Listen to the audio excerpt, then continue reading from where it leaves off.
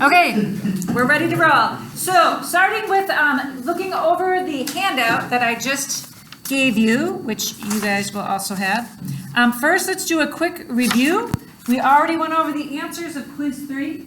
So if you look in your class notes under A, it says literary analysis in this course consists of understanding what? Could someone please read number 1? Jacob. Context, background information that enhances understanding of the story. Very good. Number 2, Lydia. Style, how the author uses words to convey the story. Very good. Number 3, please, Bridget. Structure of story, plot, conflict, settings, characters, theme. Yes, Zach, would you please tell us what does plot consist of? Plot consists of the summary of the stories, exposition, rising action, climax, denouement, and conclusion. Very good. And Robert, would you please read about conflict for us? Conflict. The question that needs to be answered, the problem that needs to be solved, the most essential ingredient to our story. Yes. Without a conflict, will we have a story? No. Conflict is what drives the story. Okay? So that was all review. Now we're going to get into the new information. And that's what I will discuss with you all right now. All right, so this week we are looking at setting and how it relates to a complete study of literary analysis. What on your chart, if you look on your chart that I had you guys grab, so your chart that looks like this, who has not read yet? Andrew, would you please read to me the definition of setting that you see on your handout, the story chart handout? What does it say about setting? Setting all the details of the time and place in which the story occurs. Yes, okay, all the details of time and place in which the story occurs. By understanding how the setting relates to other elements of fiction, it allows the reader to enter into the world of the story and participate in it, okay? So looking at the story chart handout from last week, you see on there how you had marked plot in one color and then underlined all the parts that go with plot, which are exposition, rising action, climax, denouement, and conclusion. You'd also underlined conflict, and then you drew an arrow from conflict to climax because that's when the conflict is resolved. And then you'll see that you also have setting, theme, and characters listed. Do you all see that? Okay. Today we're going to concentrate on setting. What I'd like you to do is in a different color than what you underlined plot and conflict with last week, please underline setting in that different color. And then shade everything behind the pyramid in that color. Okay? So you can see, so just shade lightly. Okay? Shade lightly. All right, so I'll do that up here. I will write in setting, and then, because the setting becomes almost like another character to the story if it's done well, okay? It stands behind the story's plot and themes. Many times the setting will reinforce what the main character is going through. Okay, so again, setting isn't just one small part of the diagram, but the entire background. You can see it. Okay. I'm going to give you an example. When you think of Frodo in Lord of the Rings, and he battles through all the conflicts that come during his quest for the ring, he is also battling himself. Would you all agree to that? Frodo is battling himself. Okay, so when the story starts, we're in Hobbiton. Hobbiton is simple and beautiful. What is happening with Frodo when he lives in Hobbiton? What's his life like? What is Frodo like? He's simple. What's another word for simple? Boring. Well, boring, I To a don't certain know. extent. Yes, It's almost like he's in the Garden of Eden. He doesn't know good or evil yet, he's just living, eating, Eating a and lot. eating a lot. Oh, Right. oh, when he eats, he eats. So he's very It's- innocent. So you talked about Garden of Eden, Adam and Eve before the fall were innocent. So he's innocent. Hobbiton is innocent. But then as he travels through the marshes of the dead, Mordor, the battlefields, he's growing up. And so the setting reflects on the outside what Frodo is going through on the inside. Okay, maybe you never thought of it that way. But that's how setting, when it's used effectively, works. Stylistic devices are particularly important in establishing the time, place, atmosphere, and mood of a story. And the more we understand their role, the more we can appreciate the nuances of the story. Okay? So, just as a review, who can give me, I need some examples of the stylistic devices that we've talked about, because stylistic devices are very important when you're setting the setting. Okay, so what are some examples of the stylistic devices? Simile, a comparison using like. Yep, like or as. Simile. Bridget. Metaphor, basically simile but without like or as. That's right, a comparison without like or as. We're just going to go right around the table. Okay, An Lydia. onomatopoeia. Onomatopoeia, the sound word. Yes, A simile, comparison using like or as. it does. Yes. Can you think of another one besides a simile? Oh. Well, a rhyme. Rhyme, okay? You can use rhyme. Robert, how about another one? What's another stylistic device? Big. Oh, yeah. Bad assonance. Assonance, okay, very good. Jacob, alliteration. Big, bushy tail. That was a. Big question. Okay, and Zach. A big bushy bush. Irony. Irony is another one. Other ones that we haven't talked too much about, but we're going to actually talk about today are allusion and foreshadowing. Those are also literary stylistic devices. Okay? So what I'm going to do right now is give you a few excerpts from some very famous opening paragraphs from literature where the setting is being established. And I want you to pay close attention to how the author is creating the world he wants you, the reader, to enter into. In a hole in the ground there lived a hobbit, not a nasty, dirty, wet hole filled with the ends of worms and an oozy smell, nor yet a dry, bare, sandy hole with nothing in it to sit down on or to eat. It was a hobbit hole, and that means comfort. An example from the narrative poem The Raven by Edgar Allan Poe. Once upon a midnight dreary, while I pondered weak and weary, distinctly I remember it was in the bleak December, and each separate dying ember wrought its ghost upon the floor, and the silken, sad, uncertain rustling of each purple curtain thrilled me, filled me with the fantastic terrors never felt before. Whoa. And then the opening of To Kill a Mockingbird by Harper Lee.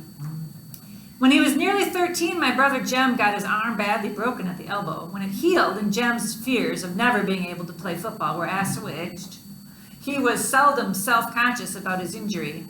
His left arm was somewhat shorter than his right when he stood or walked. The back of his hand was at right angles to his body, his thumb parallel to his thigh. He couldn't have cared less, so long as he could pass and punt. When enough years had gone by to enable us to look back on them, we sometimes discussed the events leading to his accident. I maintained that the Yules started it all, but Jem, who was 4 years my senior, said it started long before that. He said it began the summer Dill came to us, when Dill first gave us the idea of making Boo Radley come out. I said if he wanted to take a broad view of the thing, it really began with Andrew Jackson. If General Jackson hadn't run the creeks up the creek, Simon Finch would never have paddled up to Alabama, and where would we be if he hadn't? We were far too old to settle an argument with a fist fight, so we consulted Atticus. Our father said we were both right. Okay, so do you see the different feel? Do you feel the different feel of each setting and how the author used words and different devices to establish their setting. Yes? I mean, I don't know if this is more on purpose or not, but when you're reading the To Kill a Mockingbird excerpt, I could almost hear you with like doing a southern accent. Oh. Maybe that wasn't on purpose, but you definitely got the feel of, the rural South. Okay. I think that's where the story. And it is, the story takes place in Alabama. Yeah? Okay. How about this little segment from The Raven and the silken, sad, uncertain rustling? Do you hear the alliteration there? It's like snakes. And then we've got assonance of each purple curtain. Thrilled me, filled me, there's some rhyme, with fantastic terrors never felt before. And there's some serious imagery going on there. This does not sound like a place I want to sit down and read a book. And even before it uses the word terror, you kind of almost feel Yeah. like eerie. Yep, that's right. Okay, and then Tolkien, of course, is just an expert at creating images with the word choices that he comes up with, okay? So, all right, so there's 3 different examples, just so you get an idea of what setting is like and how it can be used as a character in and unto itself when it's done well. All right, so what I would like for you guys to do now is grab your Rikki Tikki Tavi assignment. Okay, so that should look like, for those of you at home, there's this. And within the Rikki Tikki Tavi assignment, on the back page, are some questions that we are going to work through right now as a class.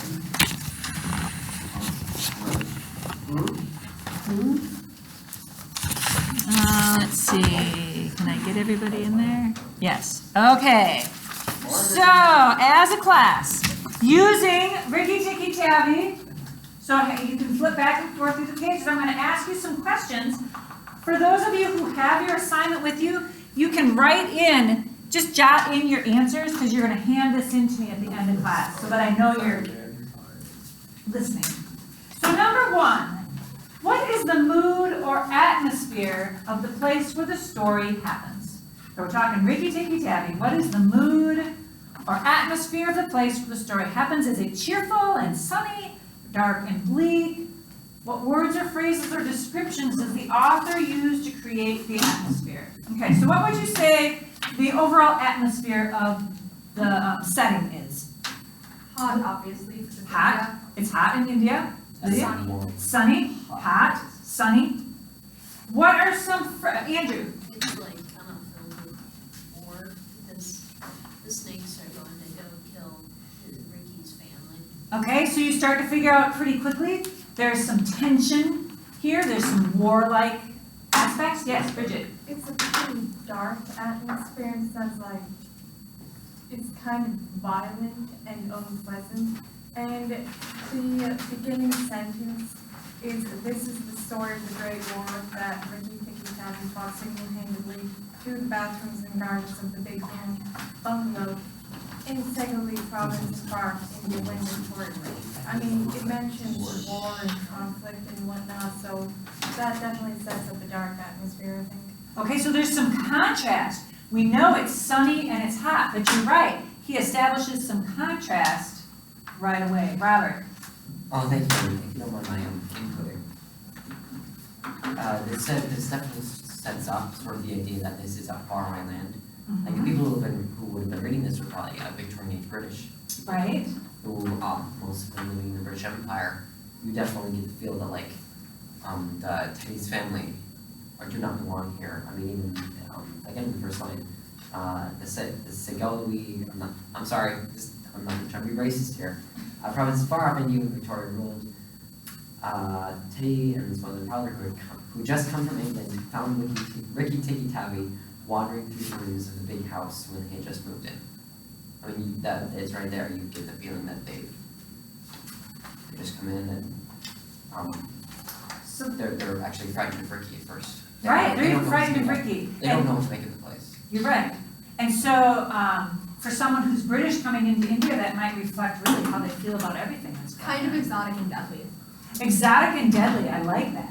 Yes, okay, so we write down some things that would give you ideas for the mood or the atmosphere. So we talked about sunny yet dark, hot, it's vacation-like and yet there's tension, which actually leads us into question number 2, all right? So we kind of jumped ahead, but that's okay.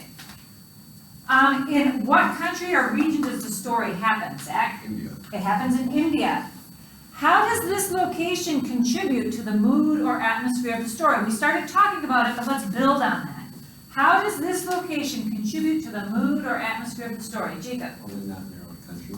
They're not in their So own it's country. Very different from what they would probably see in England. That's right. So they just moved from England. Now they're in far off India, which is like this. Go ahead.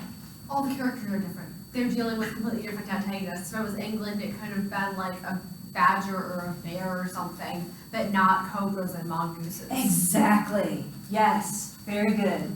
Okay. So there's a reason. All right. So they're in this unknown land with unknown dangers. It's a sunny vacation spot, but it's jungle-like and dangerous at the same time. So the setting itself has set up tension. Okay? So if you look at the story itself, some descriptive phrases in that first paragraph, the bathrooms and gardens of the big bungalow in Sagauli province of South India, okay, that's helping set off the setting. The big house you mentioned. There's also, they mentioned in the big bungalow, giving you an image of what this house looks like. But then we go into the garden a little bit, and it talks about bushes as big as summer houses, clumps of bamboo, thickets of high grass. So it's civilized and yet it's not civilized. Sort of like me. Sort of like you know? You're just That's not right. civilized. That's Okay. right, never mind. Looking through the story specifically, I want to go back to number 1 because there's a couple other spots. I want you to look through the story on pages, I think it's 23 and 24 on your handout. A couple more hints that it is hot where they are, because he used imagery to keep that image going. So you're looking at your story, guys. Look in your story. That's about the middle of the page. And the king and queen of the garden are speaking. What do they talk about? Remember, as soon as our... As soon as the eggs hatch, and they say they're in the melon bed. They're in the melon bed patch. Melons don't grow unless it's sunny, hot, and dry weather. Okay? There's a hint. Further down, Nag is talking. What is Nag going to do? Wait in the cool till daytime. Yes, wait here in the cool till daytime. So that means it's still hot even though it's nighttime. Outside it's hot, he comes into the cool bathroom. All right? And then over on the last, on page 24, not the last page, but on page 24, there's also some further hints and clues that it is hot when you live in India. Where are they eating? No veranda. On the veranda. Do you know what a veranda is? Like a porch. It's kind of like a porch. Yeah, we don't eat on them very often in Wisconsin. They're always eating on them in India because it's hot in the house. So they go out on the veranda. And when do they eat breakfast? It says early breakfast, because what happens later in the day? It gets hot. All right. So any of those phrases or lines from the story itself would be clues and ways to answer question number 1. Garden melon bed is sunny, bushes as big as summer houses, the veranda. All those would be words that you'd want to jot down in number 1. And then we answered number 2. So everybody's kind of caught up with 1 and 2, getting their answers written down. Okay. Let's move to number 3. Among what kinds of people is the story set? What is their economic class? What do you think, Lydia? They're English people. Yeah? You would assume their economic class, they're pretty well off, because it mentions her using China. Yes, good job. Yeah.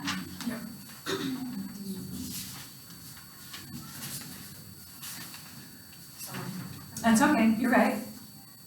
You wouldn't expect China in like a hut in India, right? Yeah, and then they seem just, it says how do they live, they just seem like they're just leaving there. Okay, And no, there's nothing special. yep, I think you could probably assume that the dad could be a military official because the British were colonizing India at that time. He could have been sent to keep order, be governor of something, or take charge of a project of some sort. right. Not just your common middle-class family is gonna move to India. There's gonna be, you know, they're upper class. If they're going in, we'll be talking about that in just a moment, if they're going into India at this time period, they're not common people, okay? So there's coming from a higher economic class. We know that they are, English. How do they live? How do they live? How do they live within the house? Do you think they keep their English traditions, or are they open to what they do in India? They keep the English tradition. They're keeping their English traditions, definitely, okay? Are they hopeful, downtrodden, depressed? Why?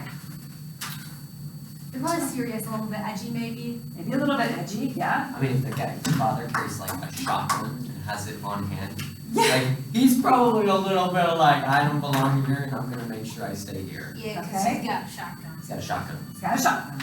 All right. Go. So we have these Victorian English citizens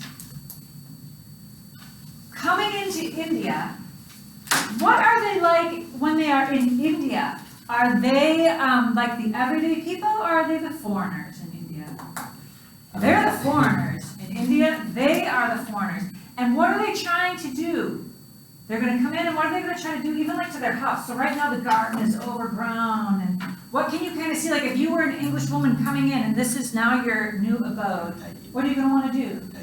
Tidy it up, make it look more like home. It's very wild right now. So they're trying to establish their own home, okay? But what do we find out pretty quickly they're going to have to establish even before they establish the house? Dominion. Dominion, Ooh, that's a good one. They're gonna have- safety, safety first. Okay, so they've Safety got to get the first. garden, get the troubles out of the garden and get the troubles out of the house. Let me ask you a question. Is Rikki Tikki Tavi a foreigner?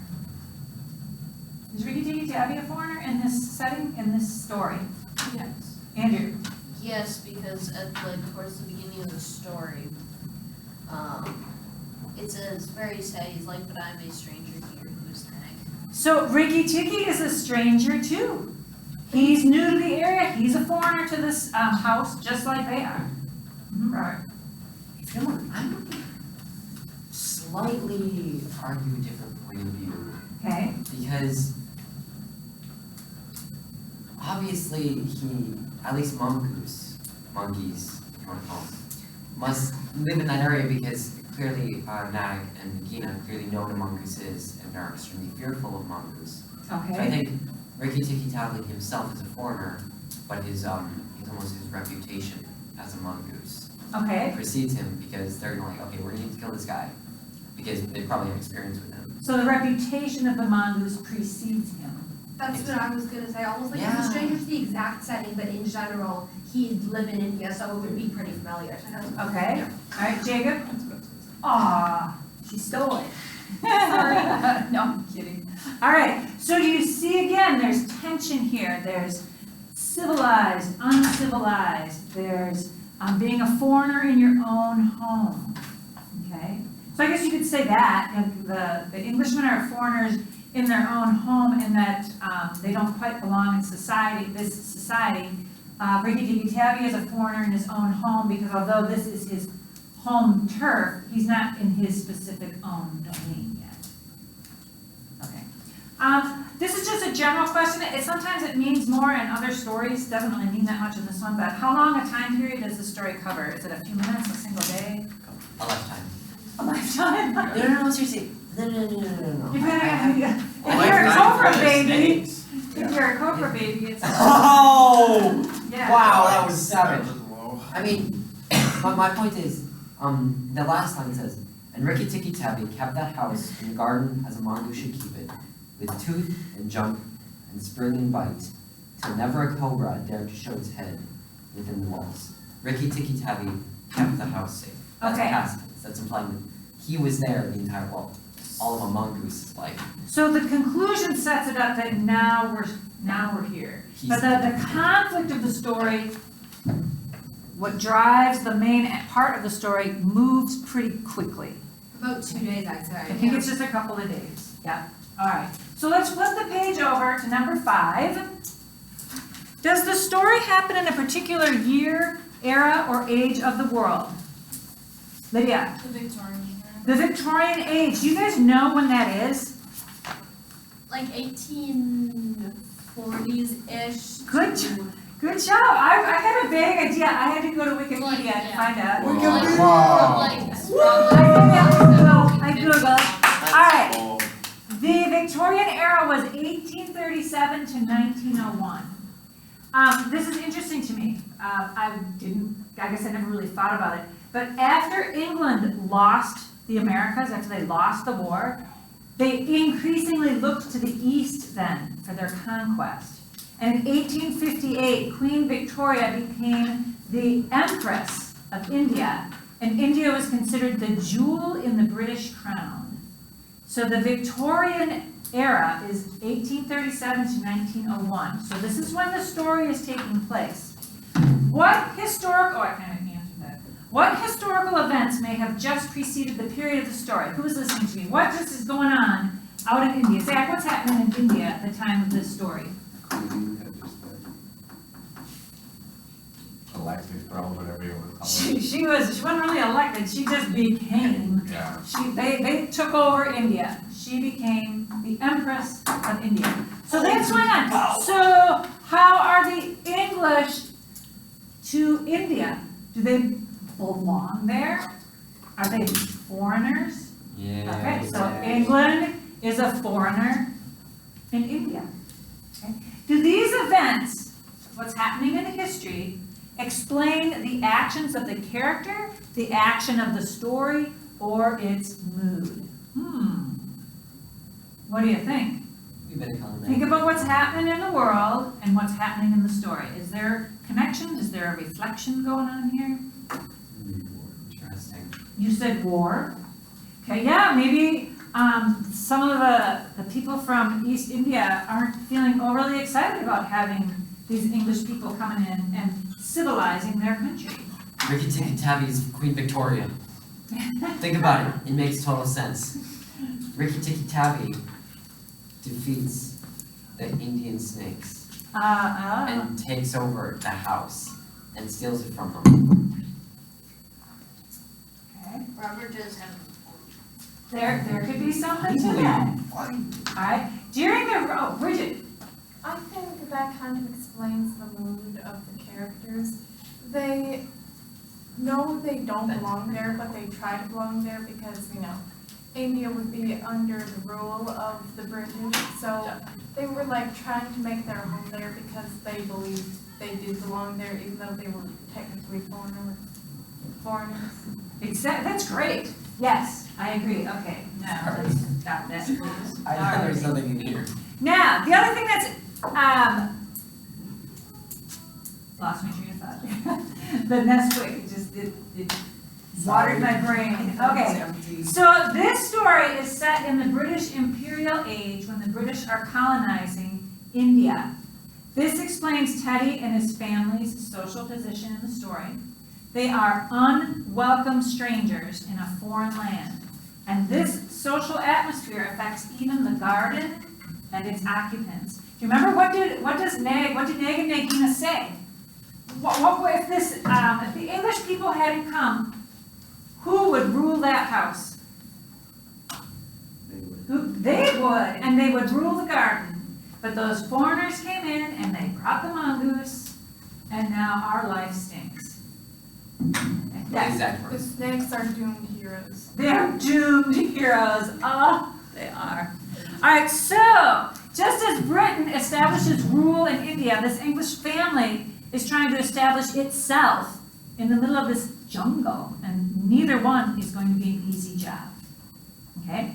Does that make you look at the story a little differently? Like, oh, I didn't really think about it that way.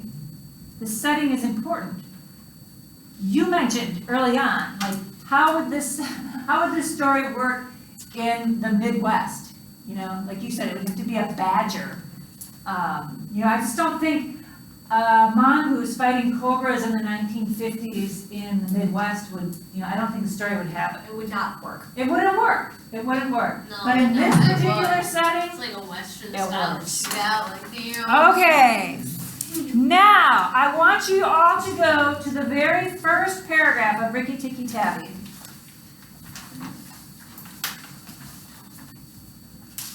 It's been read before, I'm gonna read it one more time, and then we're gonna talk about just this paragraph and literary stylistic devices that are used. This is the story of the Great War that Rikki Tikki Tavi fought single-handed through the bathrooms and gardens of the big bungalow in Sagawali province in far-off India when Victoria ruled.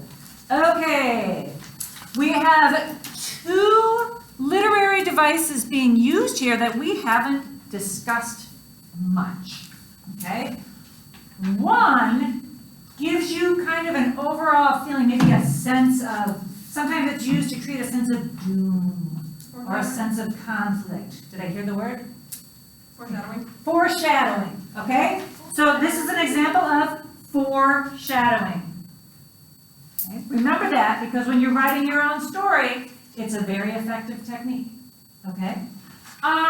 There is another one that's used. It's what, okay, Is it when Victoria ruled illusion? illusion, when Victoria ruled. So Rudyard Kipling is assuming when he says, when Victoria ruled, people are gonna know what he's talking about, okay? So that's illusion, and the first paragraph is foreshadow. You might wanna mark that, like foreshadow, and then when Victoria ruled would be illusion. As I said, those can be very effective techniques when you are setting your own setting in your stories. All right, moving along, I have some other questions for you. Looking at your papers, because you all had to mark some literary techniques. Does the author use sound words to tell his story? Sound words, that's onomatopoeia. Does the author use sound words to tell this story?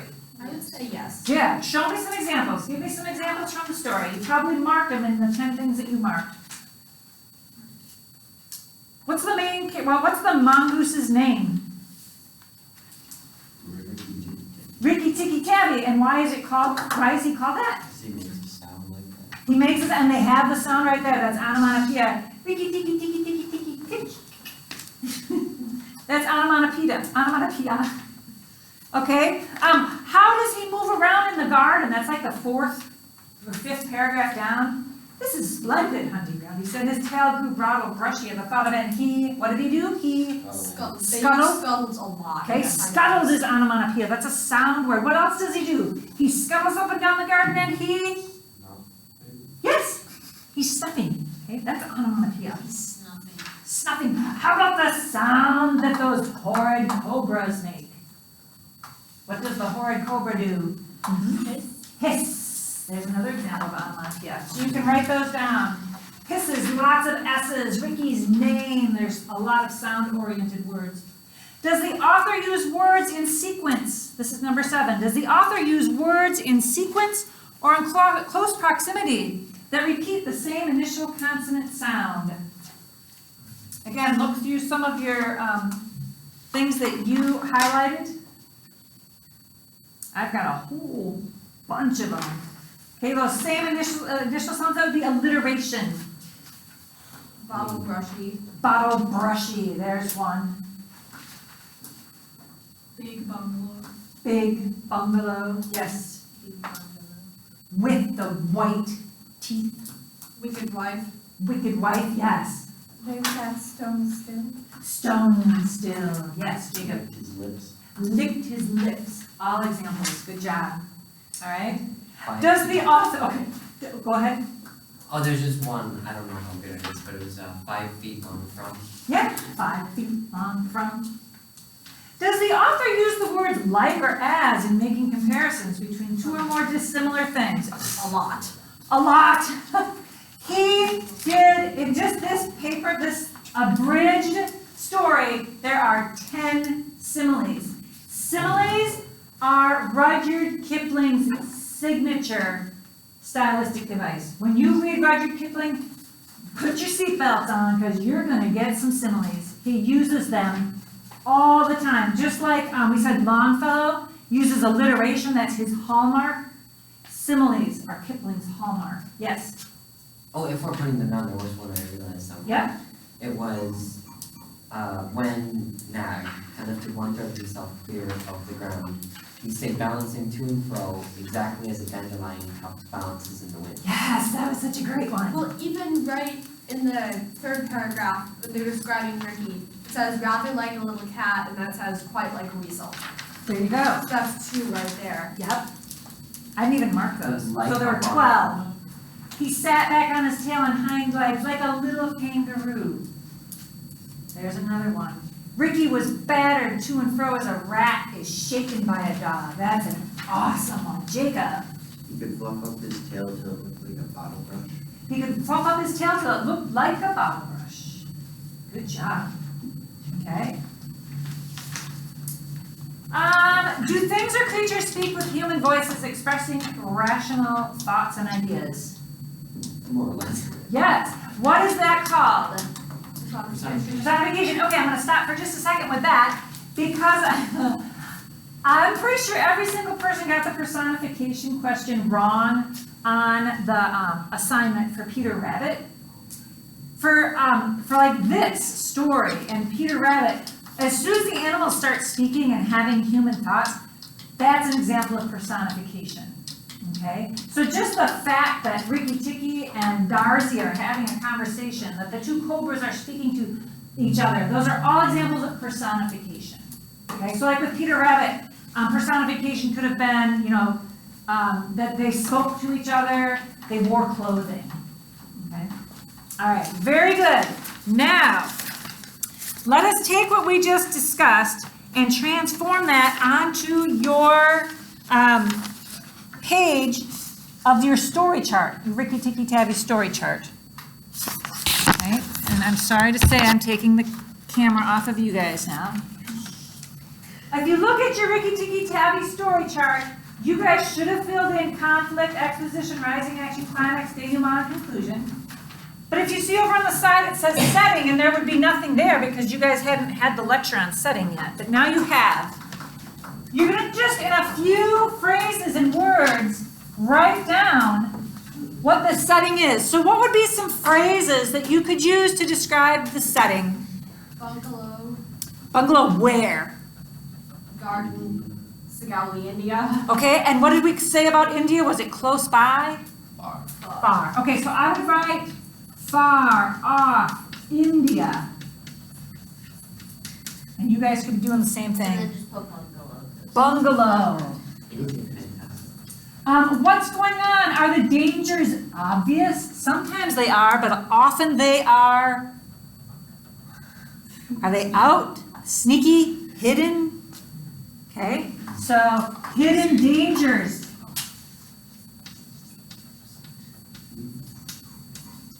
Hidden dangers. I didn't put the temperature. It's hot. Hot. We said it's very sunny there. Remember we talked about sunny, so you put sunny. But it's dark. Yes, sunny / dark. Where does Nag die? Darkness. In darkness in the bathroom. Where does Nagina die? In the dark, in that hole. You think maybe there's some symbolism there? No. They die in the dark, in the evil. The day, the breakfast at the garden, all that's in the sunny. Okay? All right. Those are the kinds of things that you'd be putting in your setting. All right? Any questions about that? All right. I'm going to go over our assignment for next time, and then if there's time, if you guys are willing to stay a little long and you want to discuss what you came up with for your conflict and your climax and all that for the Rikki Tikki Tavi, we can do that as a group. But first of all, does anyone have any questions left about setting? Any questions about how you use it, how it can become a character to itself? the importance of making sure your setting reflects the story you're trying to tell. Okay, your homework assignment, you've got like 4 weeks to do it on, so it's gonna be knockout.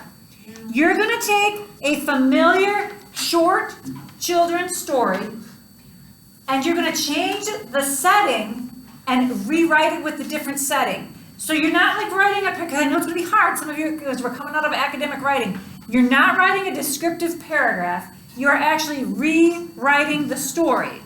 But you're gonna change the setting. The characters can say the same things. You don't have to change any of that around, it's just the setting. Yes, Bridget? Can we change a little bit more than just the? Sure, if you wanna change a little bit more, you can, okay? Are you guys ready for my example? I've been so excited. I changed the setting of Goodnight Moon. And I'm really sad because I had my Goodnight Moon book out, and I think Jacob took it up to read it to himself at bedtime. It disappeared.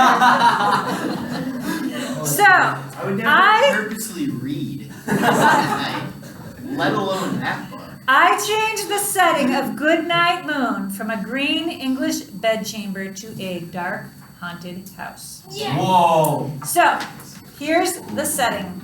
that's gonna be a fun one to read at night.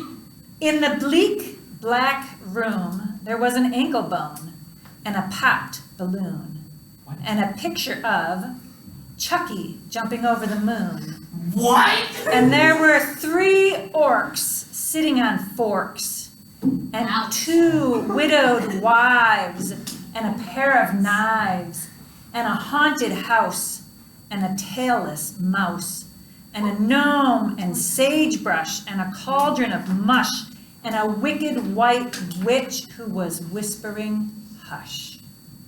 So, setting has been changed. You made it sound completely silent. Now, how that change affects the rest of the story. I had to complete the story. That's what you guys will be doing too. Oh. Good night, room. Good night, Chucky, jumping over the moon. Good night, light and the popped balloon. Good night, orcs. Good night, forks. Good night, glocks. Wait, Good night, rocks. Glocks? Good night, haunted house and tailless mouse. Good night, gnome and sagebrush. Good night, nobody. Good night, Whoa. mush. And good night to the wicked white witch whispering hush. Good night, scars. Good night, air. Good night, voices everywhere. I'm So- sorry, I have to read early. How would you like to read that to your younger siblings before they go to Yeah, bed? that would be. I will Okay. never be able to sleep again. That's what I'm saying. Now, just because I chose to do that does not mean you have to change your stories into haunted, creepy things. It was just easy. You could do Peter Rabbit in the Bahamas or the 3 Little Bears in Manhattan. The choices are endless. Most of you have younger siblings, so you probably have a lot of short stories, classic short stories sitting around.